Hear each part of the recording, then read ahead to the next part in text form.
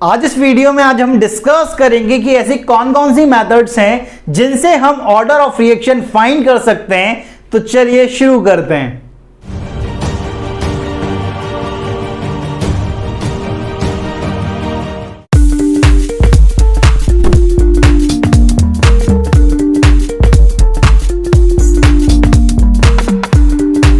Student कैसे हैं आप? This is chemistry Baba. Welcome to chemistry Adda, एक ऐसा प्लेटफॉर्म जहां पर आप केमिस्ट्री को फील करते हैं। 20 डेज प्लेज चल रही है और 20 डेज प्लेज में आप बोर्ड्स की तैयारी कर रहे हो। अपन केमिकल काइनेटिक्स अभी तक पढ़ चुके हैं। देखो यार, केमिकल काइनेटिक्स की पूरी कहानी मैं आपको 2 मिनट में रिवाइज कराता हूं। केमिकल काइनेटिक्स में अपन 2 चीज पर बात करते हैं, रेट ऑफ रिएक्शन और factor affecting rate of reaction. Rate of reaction की पहले बात कर चुके हैं। Factors affecting rate of reaction में आया हमारे पास कॉन्सेंट्रेशन। कॉन्सेंट्रेशन में देखा कि जब हम कॉन्सेंट्रेशन को चेंज कर रहे हैं तो हमारी रेट ऑफ रिएक्शन चेंज हो भी सकती और नहीं भी हो सकती। वो किस चीज पर डिपेंड करेगा? ऑर्डर ऑफ रिएक्शन पर। और ऑर्डर ऑफ रिएक्शन को पढ़ना है तो रेट लॉ को पढ़ना पड़ेगा। तो रेट लॉ अपन ने पढ़ लिया, ठीक है। तो ऑर्डर ऑफ रिएक्शन क्या होता है कि जो रेट लॉ लिखा जाता है, जो कॉन्सेंट्रेशन की जो पावर बनती है वो ऑर्डर ऑफ रिएक्शन कहलाती है, ठीक है। Sum of power of concentration term in rate law is called order of reaction. अब ये जो अल्फा और बीटा अपन ने ऑर्डर ऑफ रिएक्शन निकाला था वो एक्सपेरिमेंटली निकाला जाता है। अब यहां पर अपन वही बात डिस्कस करने वाले हैं कि ऐसी कौन कौन सी मेथड्स हैं जिनसे हम ऑर्डर ऑफ रिएक्शन फाइंड कर सकते हैं। Methods to determine order of reaction. इसमें पहली और इंपॉर्टेंट जो मेथड आती है वो आती है एक्सपेरिमेंटल डेटा की मदद से ऑर्डर ऑफ रिएक्शन को फाइंड करना। Determination of order of reaction with the help of experimental data. Experimental data की मदद से हमें ऑर्डर ऑफ रिएक्शन फाइंड कर सकते हैं। किस तरह से? जैसे कि समझें आपके पास एक रिएक्शन है 2A + B गिव्स प्रोडक्ट। यहां पर आपको एक्सपेरिमेंटल डेटा गिवन है। यहां पर आपके पास अलग अलग हेडिंग डली हुई है। एक्सपेरिमेंट नंबर, A की इनिशियल कॉन्सेंट्रेशन, B की इनिशियल कॉन्सेंट्रेशन और रेट ऑफ रिएक्शन इन मोल पर लीटर पर सेकंड। एक्सपेरिमेंट नंबर 1 रखा है जब आपने A की कॉन्सेंट्रेशन 1 मोलर ली है, B की कॉन्सेंट्रेशन 2 मोलर ली है, रेट ऑफ रिएक्शन 4 मोल पर लीटर पर सेकंड आया। सेकंड एक्सपेरिमेंट में A की कॉन्सेंट्रेशन 2 मोलर, B की concentration 2 molar, rate of reaction 4 मोल पर लीटर पर सेकंड। थर्ड एक्सपेरिमेंट में A की इनिशियल कॉन्सेंट्रेशन 4 मोलर, B की कॉन्सेंट्रेशन 4 मोलर और रेट ऑफ रिएक्शन आई है 16 मोल पर लीटर पर सेकंड, ठीक है। अब यहां से अपन को क्या करना है? इस एक्सपेरिमेंटल डेटा की मदद से हमें ऑर्डर ऑफ रिएक्शन फाइंड करना है कि A के रेस्पेक्ट में ऑर्डर ऑफ रिएक्शन क्या है, B के रेस्पेक्ट में ऑर्डर ऑफ रिएक्शन क्या है। ये सारी चीजें अपन को फाइंड करना है। चलिए देखते हैं। अपन मान लेते हैं यार, ठीक है, अपन ने क्या करा है? मान लिया है, ठीक है। बहुत सारी चीजें अपन मान के चलते हैं। तो मान लेते हैं कि order of reaction with respect to A कितना है? X है। Order of reaction with respect to B कितना है? Y है। अगर मैं इस इक्वेशन के लिए रेट लॉ लिखना चाहता हूं, ठीक है, तो रेट लॉ क्या होगा? R equal to K A की पावर X B की पावर Y। ये हमारा रेट लॉ आ गया यार, ठीक है। ये हमारा रेट लॉ आ गया। अब मैं अलग अलग एक्सपेरिमेंट के लिए ये रेट लॉ लिख सकता हूं। किस तरह से?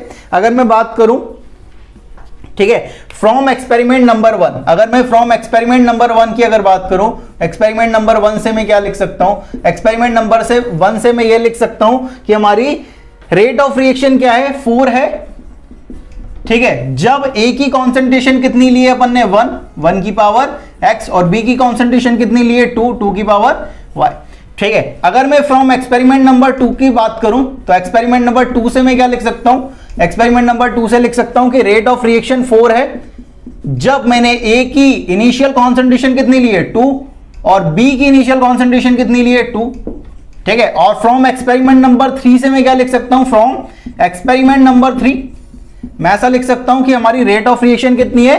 16 है जब A की इनिशियल कॉन्सेंट्रेशन मैंने 4 ली है और B की इनिशियल कॉन्सेंट्रेशन कितनी ली है? 4 ली है भाई, ठीक है।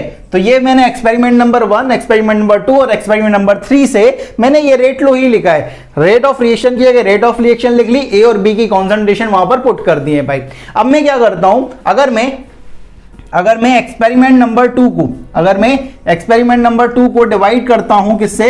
एक्सपेरिमेंट नंबर 1 से, तो मेरे पास क्या लगता है देखते हैं, ठीक है। एक्सपेरिमेंट नंबर 2 है 4 divided by 4 equal to K divided by K।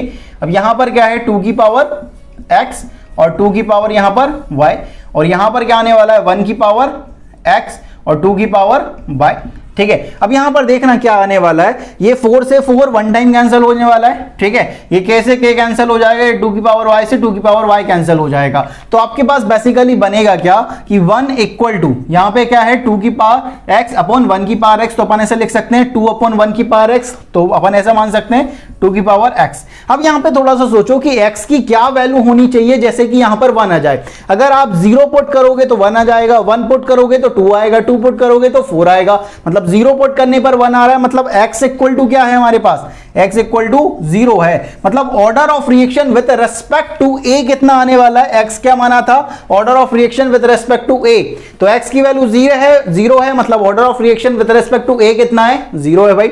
उसी तरीके से अगर मैं फ्रॉम या एक्सपेरिमेंट नंबर 3 को डिवाइड करता हूं किसकी मदद से, एक्सपेरिमेंट नंबर 2 की मदद से।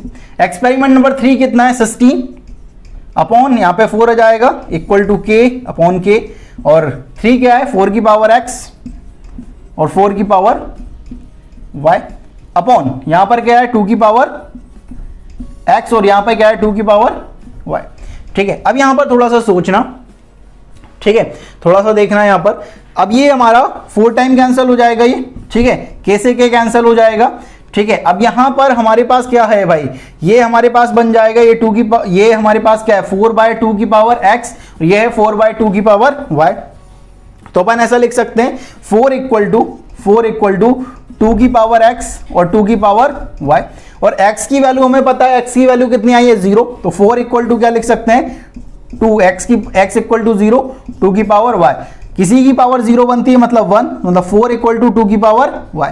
अब y की वैल्यू क्या होनी चाहिए जिससे 4 हो जाए, अगर 0 पुट करूंगा तो 1 आएगी, 1 पुट करूंगा तो 2 आएगी और 2 पुट करूंगा तो 4 हो जाएगी, मतलब y की वैल्यू क्या आ जाएगी हमारे पास 2 आ जाएगी। तो अपन ऐसा लिख सकते हैं कि जो हमारा ऑर्डर ऑफ रिएक्शन आया है विद रिस्पेक्ट टू a वो कितना आया है 0, order of reaction with respect to b कितना आया है 2, ओवरऑल ऑर्डर ऑफ रिएक्शन कितना आएगा 0 + 2 दैट इज 2, ठीक है। तो आंसर करके ऐसा लिखना है भाई, आंसर करके ऐसा लिखना है लास्ट में कि जो ऑर्डर ऑफ रिएक्शन है हमारे पास with respect to a equal to 0, order of reaction with respect to b equal to 2। So overall order of reaction जो रहेगा हमारे पास वो रहेगा 0 + 2 दैट इज 2। तो इस रिएक्शन का जो ऑर्डर है वो कितना आने वाला है 2 आने वाला है। तो कुछ नहीं करना है, जो एक्सपेरिमेंटल डेटा गिवन है मान लेना है कि a के रेस्पेक्ट में ऑर्डर ऑफ रिएक्शन x है, b के रेस्पेक्ट में y है, रेट लो लिखना है और इनकी वैल्यू पुट करते जाना है। हमारे पास 3 इक्वेशन है, 2 अननोन है, डिवाइड करते जाना है, आराम से सॉल्व हो जाएगा, ठीक है। कोई इतनी बड़ी परेशानी की बात नहीं है, बस इस तरह से लिखोगे ना, ठीक है, तो आपके कोई नंबर नहीं काट सकता है, ठीक है। ये लिखने का तरीका होता है बेसिकली बोर्ड एग्जामिनेशन में, ठीक है। इस तरह से ही आपको लिखना है जब भी आपको एक्सपेरिमेंटल डेटा गिवन हो और ऑर्डर ऑफ रिएक्शन आपसे फाइंड करवाए, तो इस तरह से आप लिखेंगे तो आपके नंबर कोई नहीं काट सकता है भाई, ठीक है। तो ये बात हुई पहले क्वेश्चन की। अपन कुछ और क्वेश्चन प्रैक्टिस करेंगे जिससे कि हमारा थोड़ा सा कमांड बन जाए इस पर, ठीक है। तो चलिए देखते हैं कि नेक्स्ट क्वेश्चन हमारे पास किस तरह का देखें यार। नेक्स्ट एग्जांपल जो हमारे पास आता है वो ये है कि आपके पास एक रिएक्शन है 2NO + Cl2 gives 2NOCl, उसका आपको एक एक्सपेरिमेंटल डेटा गिवन है। आपसे कहा गया है कि calculate the order of reaction and value of rate constant, कि ये जो रिएक्शन है उसका ऑर्डर ऑफ रिएक्शन क्या है और जो रेट कांस्टेंट है उसकी वैल्यू क्या होने वाली है ये आपको बताना है, ठीक है। तो सबसे पहले तो अपन ऑर्डर ऑफ रिएक्शन उसी तरीके से फाइंड करेंगे जैसे अपन ने पिछले क्वेश्चन में करा था। मान लेते हैं कि NO के रेस्पेक्ट में जो ऑर्डर ऑफ रिएक्शन है वो क्या है x है, Cl2 के रेस्पेक्ट में कितना है y है। अगर अपन इस रिएक्शन का रेट लो लिखना चाहें तो क्या होगा R = K concentration of NO की power x into concentration of Cl2 की पावर y, ठीक है। अब अगर मैं एक्सपेरिमेंटल नंबर 1 से अगर लिखना चाहूं तो रेट ऑफ रिएक्शन कितनी है 1.2 इंटू 10 की power -4 equal to K, NO की कॉन्सेंट्रेशन 0.1 की पावर x, Cl2 की कॉन्सेंट्रेशन 0.01 की पावर y। उसी तरीके से एक्सपेरिमेंट नंबर 2 से मैं लिख सकता हूं, उसी तरीके से एक्सपेरिमेंट नंबर 3 से मैंने लिख दिया है। ठीक है, अब यहां पर सोचो कि अगर मैं एक्सपेरिमेंट नंबर 2 को डिवाइड करता हूं एक्सपेरिमेंट नंबर 1 से, एक्सपेरिमेंट नंबर 2 को डिवाइड करा एक्सपेरिमेंट नंबर 1 से, तो मेरे पास क्या आता है, देखो 10 की पावर -4 से 10 की पावर -4 कैंसिल हो जाएगा, ये 2 टाइम कैंसिल हो जाएगा। ठीक है, 0.01x ये कैंसिल हो जाएगा, k से k कैंसिल हो जाएगा, तो आपके पास आएगा 2 इक्वल टू, ये आएगा आपके पास कितना, 2 की पावर y, और y की वैल्यू क्या होनी चाहिए, जैसे कि 2 आ जाए, 0 पुट करूंगा तो 1 और 1 पुट करूंगा तो 2 आ जाएगी, मतलब y की वैल्यू कितनी है, 1 है, मतलब order of reaction with respect to Cl2 is 1। अगर मैं एक्सपेरिमेंट नंबर 3 को डिवाइड करता हूं एक्सपेरिमेंट नंबर 2 से, तो यहां देखें k से k कैंसिल हो जाएगा, ये कैंसिल हो जाएगा, तो आपके पास क्या बचेगा, 10 की पावर -4 से 10 की पावर -4 कैंसिल हो जाएगा, ये 4 टाइम कैंसिल हो जाएगा, तो आपके पास बचेगा 4 इक्वल टू 2 की पावर x। अब x की वैल्यू क्या होनी चाहिए, जैसे कि 4 आ जाए, 0 पुट करूंगा तो 1 आएगी, 1 पुट करूंगा तो 2 आएगी, और 2 पुट करूंगा तो 4 हो जाएगी, मतलब x की वैल्यू क्या है हमारे पास, 2 है। मतलब order of reaction with respect to NO is 2, with respect to Cl2 is 1, so overall order of reaction is कितना, 3 भाई। ठीक है, अब हमसे ऑर्डर ऑफ रिएक्शन तो निकल चुका है। ठीक है, यहां से अपन ऐसा भी लिख सकते हैं, आंसर अपन जब लिखेंगे कि ऐसा लिख सकते हैं कि order of reaction with respect to NO equal to क्या, 2, with respect to Cl2 is 1, so overall order of reaction जो रहेगा वो कितना रहेगा भाई, 2 + 1 दैट इज 3। अब बात आती है कि हमें रेट कांस्टेंट की वैल्यू भी फाइंड करनी है। अब आपके पास देखो एक्सपेरिमेंट कोई सा भी ले लो, ठीक है, रेट ऑफ रिएक्शन पता है, ऑर्डर ऑफ रिएक्शन पता है, आप k की वैल्यू आसानी से फाइंड कर सकते हैं। जैसे कि अगर मैं फ्रॉम एक्सपेरिमेंट नंबर 1 से अगर लिखना चाहूं तो रेट कितनी है हमारी, रेट है हमारे पास कितना, 1.2 इंटू 10 की पावर कितना, -4 इक्वल टू k, NO की कॉन्सेंट्रेशन 0.01 की पावर x, x क्या है भाई, यहां पर जो x लिया था वो order of reaction with respect to NO कितना आया है, 2, और यहां पर कितना आया है 0.01 की पावर y दैट इज 1। अब यहां पर देखो, यहां पर आया मेरे पास 1.2 इंटू 10 की पावर -4 इक्वल टू k, यहां पर ये कितना है बेसिकली 10 की पावर -2 का स्क्वायर, ये कितना है 10 की पावर -2। ठीक है, तो यहां पर कितना हो जाएगा, 1.2 इंटू 10 की power -4 equal to k into 10 की पावर -4 इंटू 10 की पावर -2। तो ये 10 की पावर -6 है, ये 10 की पावर -4 है, ये 10 की पावर -4 से 10 की पावर -4 कैंसिल हो गया।